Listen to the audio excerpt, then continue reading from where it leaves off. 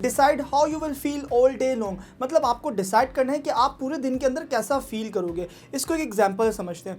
मान लो जिस रास्ते से आप रोज़ गुजरते हो, आप अपने ध्यान में लगे हुए, मतलब आप अपना मोबाइल यूज़ करते हुए उस रास्ते से गुजर रहे हो और अचानक आपका पैर एक पत्थर पर लगता है जिससे आपको चोट लग जाती है और आपको अचानक गुस्सा आ जाता है कि किस जाहिल ने ये पत्थर यहाँ पर रख दिया है, अगर वो मुझे मिल जाए तो मैं उसको छोड़ूंगा नहीं। तो अब आपको क्या लगता है कि अब आपने ये डिसाइड किया कि आपको यहाँ पर गुस्सा आना चाहिए कि यहाँ पर वो पत्थर आपकी गुस्से की वजह बना।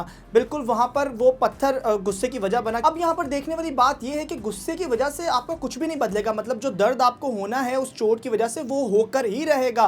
गुस्से की वजह से आप क्या करोगे, आप अपना मूड खराब कर लोगे, आप जिस काम के ऊपर जा रहे हो उससे आप डिस्ट्रैक्ट हो जाओगे। लेकिन अगर आप उस पत्थर से टकराते ये बोलते कि शुक्र है मैं बच गया, कि अगर मैं ज्यादा जोर से गिरता तो मेरा सर फट सकता था और बहुत ज्यादा बुरा हो सकता था, लेकिन मैं बच गया, चलो इस पत्थर को साइड पर कर देता हूं ताकि किसी और को ये पत्थर ना लगे। इससे क्या होगा कि अब आपका मूड जो है वो खराब नहीं होगा, आपकी फीलिंग जो है वो बिल्कुल आप नॉर्मल रहोगे और आप अपने जिस काम के ऊपर जा रहे थे आप वहां पर फोकस भी कर पाओगे। हाँ, माना थोड़ा बहुत वो पेन होगा, वो भी आप एडजस्ट कर लोगे क्योंकि पेन तो दोनों सूरतों के अंदर आपको होना ही था। इसी तरीके से आपने पूरे दिन के अंदर देखना है कि कुछ लोगों की वजह से या कुछ सिचुएशंस, हालातों की वजह से आपके अंदर ऐसी फीलिंग ना जनरेट हो जाए कि जिससे आपको गुस्सा आए या आप गुस्से में आकर कुछ ऐसा कर जाओ जिससे आपको लॉन्ग टर्म में पछताना पड़े और उस गुस्से की वजह से आप अपने गोल से भी डिस्ट्रैक्ट रहो। इसलिए कहा जाता है if you change the way you look at things the things change you look at. क्योंकि देखो बाहर दुनिया के अंदर कुछ भी नहीं बदलता, जिंदगियां नहीं बदलती, बदलता है तो सिर्फ आपका नजरिया बदलता है चीजों को देखने से। और जब आप अपना नजरिया बदल देते हो चीजों को देखने का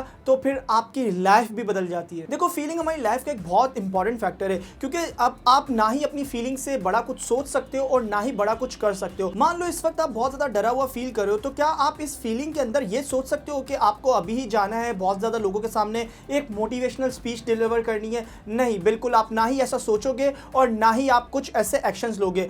और ट्रैप यहां पर है कि जैसा आप सोचते हो वैसा आप फील करते हो और जैसा आप फील करते हो वैसा ही आपका बिहेवियर हो जाता है। इसलिए आपने रोज सुबह उठते डिसाइड कर लेना है कि आपने कैसा फील करना है। आपकी फीलिंग आपके कंट्रोल के अंदर होनी चाहिए। आपने देखना है कि कोई भी इंसान आपको कुछ भी आकर ना कह दे जिसकी वजह से आप कुछ भी फील करना शुरू कर दो और जिसकी वजह से आप कुछ भी ऐसे एक्शंस ले लो जिसकी वजह से आपको लॉन्ग टर्म के अंदर पछताना पड़े। क्योंकि कोई भी इंफॉर्मेशन या सिचुएशन आपके सीधा लिम्बिक सिस्टम के अंदर जाती है जहां पर इमोशंस होते हैं और वहां पर आप इमोशंस के ऊपर ही कुछ एक्शंस ले लेते हो। उसके बाद अगर यहां पर उस बात का इमोशन से कोई लेना देना नहीं होता तब वो आपके रैशनल थिंकिंग सिस्टम के अंदर जाती है जहां पर आप एनालाइज करते हो कि ये जो भी इंफॉर्मेशन आपके पास आई है या जो भी सिचुएशन इस वक्त चल रही है इसके ऊपर आपने कैसे एक्शंस लेने।